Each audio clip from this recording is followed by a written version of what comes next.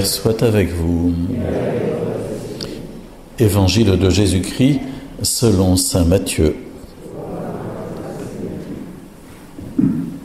Vous avez le texte de l'Évangile à la page 4 de vos feuilles.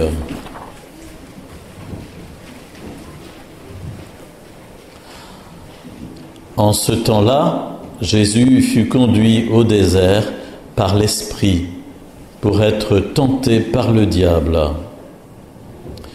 Après avoir jeûné 40 jours et 40 nuits, il eut faim.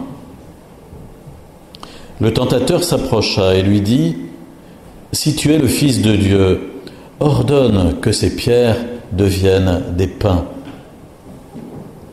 Mais Jésus répondit : « Il est écrit, l'homme ne vit pas seulement de pain, mais de toute parole qui sort de la bouche de Dieu. »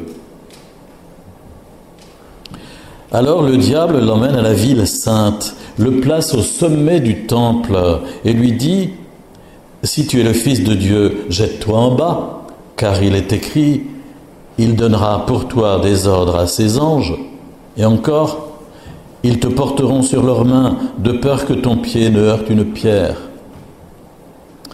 Mais Jésus lui déclara : « Il est encore écrit, tu ne mettras pas à l'épreuve le Seigneur ton Dieu. »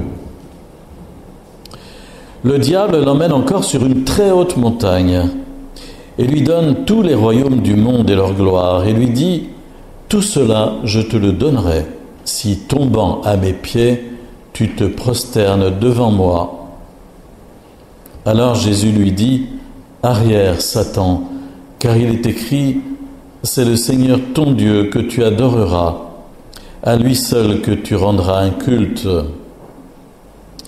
Alors le diable le quitte, et voici que des anges s'approchèrent, et ils le servaient.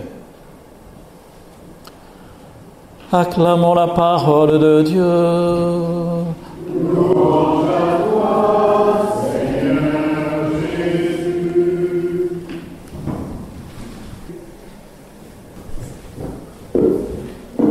Je voudrais relire la prière du début de la messe. Accorde-nous, Dieu Tout-Puissant, tout au long de ce carême, de progresser dans la connaissance de Jésus-Christ et de nous ouvrir à sa lumière par une vie de plus en plus fidèle.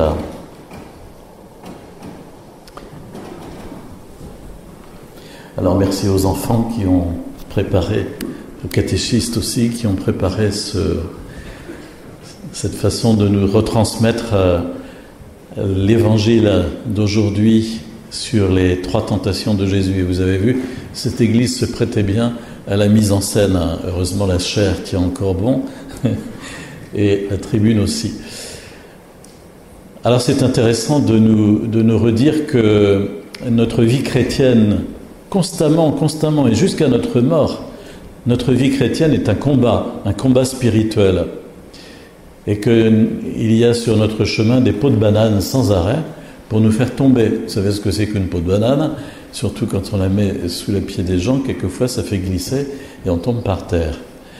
Et le démon s'ingénie à mettre des pots de banane comme ça sous nos pas constamment, mais pas seulement pendant le temps du carême, c'est tout au long de l'année, c'est tout au long de notre vie, c'est jusqu'à notre mort que notre vie chrétienne est forcément un combat avec la force de l'Esprit Saint pour être de plus en plus fidèle, comme on entendait dans la prière, être de plus en plus fidèle à la parole de Dieu. Avez-vous remarqué que le démon est capable de citer la Bible ? Il connaît ça sur le bout des doigts, surtout pour essayer de la tordre légèrement. Ça commence à la Genèse, quand il dit à Ève : « Alors Dieu vous a dit comme ça, vous ne pouvez pas manger de tous les arbres du jardin. » Oh, c'est pas drôle. Il excelle à tordre légèrement la parole de Dieu pour qu'on s'en détourne. Et Jésus va répondre en citant lui aussi la Bible, d'autres versets de la Bible. Et la défense de Jésus contre la tentation, ce sera de citer l'écriture. Vous savez, une des choses qui pourrait être la plus utile pendant le temps du catéchisme, mais aussi pendant toute notre vie, c'est d'apprendre par cœur certains versets des évangiles, certains versets de la Bible, d'apprendre par cœur pour les intérioriser et pouvoir ainsi nous en servir dans le combat spirituel.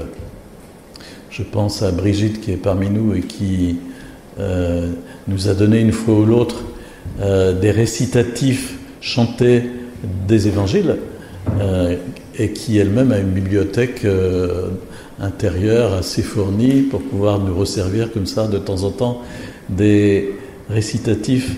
Et quand on connaît la parole de Dieu par cœur, on peut s'en servir comme une épée quelque part dans le combat spirituel. Et c'est très important ça. Et Jésus va être pendant 40 jours tenté par le diable. Le carême, c'est une période de 40 jours, comme dit le mot carême, 40. C'est une période de 40 jours qui nous mène à quelle fête? Comment s'appelle la fête qui est au bout du carême? Ah, Pâques, quand même. La fête de Pâques, la fête de la résurrection de Jésus. Et comment s'appelle la semaine qui est juste avant la fête de Pâques? La semaine sainte, avec le jeudi saint, le vendredi saint, et puis le jour de Pâques. Et c'est simplement 40 jours. Alors 40 jours c'est court ou c'est long, ça dépend quel est notre état psychologique. Et en fait c'est un entraînement au combat spirituel. C'est un stage, comme on fait en entreprise quelquefois. C'est un stage de formation au combat spirituel, les 40 jours du carême. Parce que précisément, tout le reste de l'année, tout le reste de notre vie, il faut être performant dans le combat spirituel. Et donc, on nous propose tous les ans un stage de 40 jours pour apprendre à combattre spirituellement. Et il y a trois points sur lesquels on nous propose de travailler. C'est quelles sont les 3 choses qu'on a entendues le mercredi, ceux qui étaient à la messe le mercredi des cendres. Vous vous souvenez, Jésus a donné à l'Évangile 3 choses sur lesquelles on peut essayer de travailler. C'est la prière. Quand tu pries, ne va pas te mettre au carrefour pour te montrer devant tout le monde. Deuxièmement, le jeûne, c'est-à-dire se priver de nourriture pour partager, mais aussi pour rester maître de ses pulsions et de son estomac et de sa langue. Et puis, l'aumône, c'est-à-dire le partage pour d'autres, pour le service d'autres personnes. Jésus nous propose de travailler ces 3 axes qui sont les 3 axes assez fondamentaux dans toutes les religions et les œuvres de piété dans le judaïsme. Ce n'est pas diabolique, hein, c'est pas qu'il y ait des esprits, c'est en train de se refroidir simplement.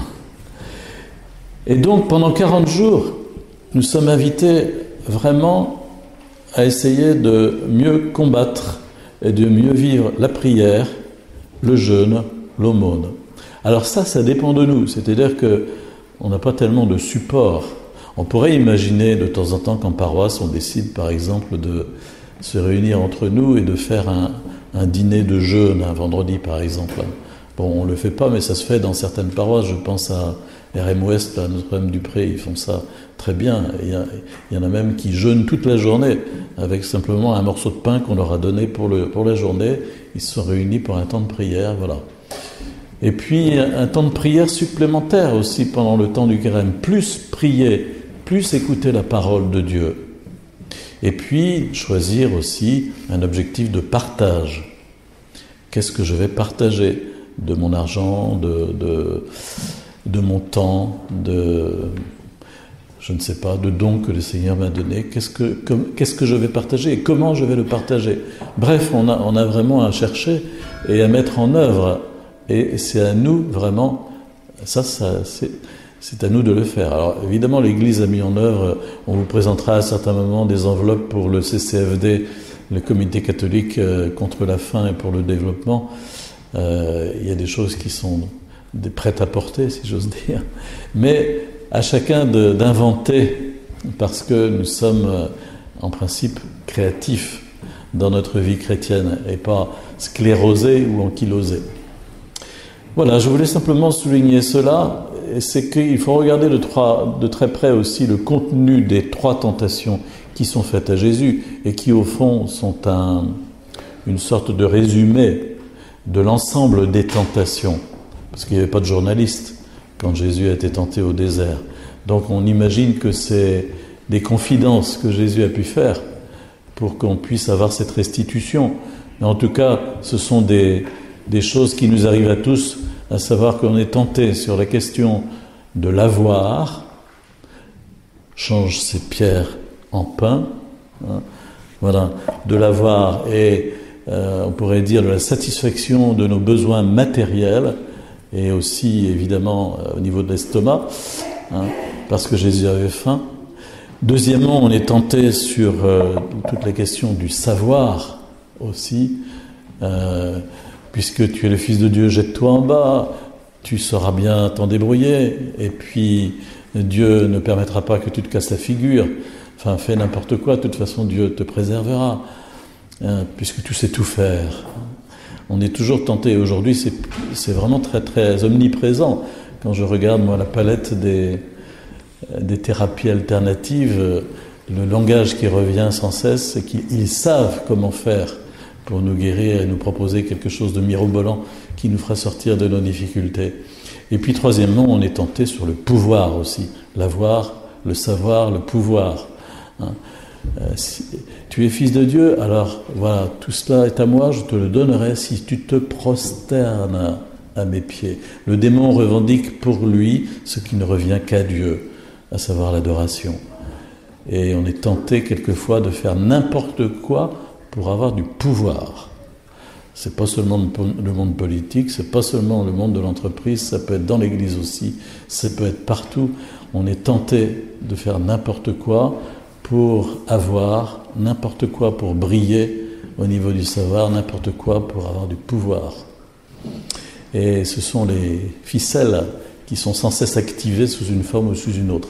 Alors à nous de regarder un petit peu ce qui se passe dans nos vies, parce qu'il y a quelquefois des ficelles un peu grosses qu'on peut voir quand on regarde de plus près.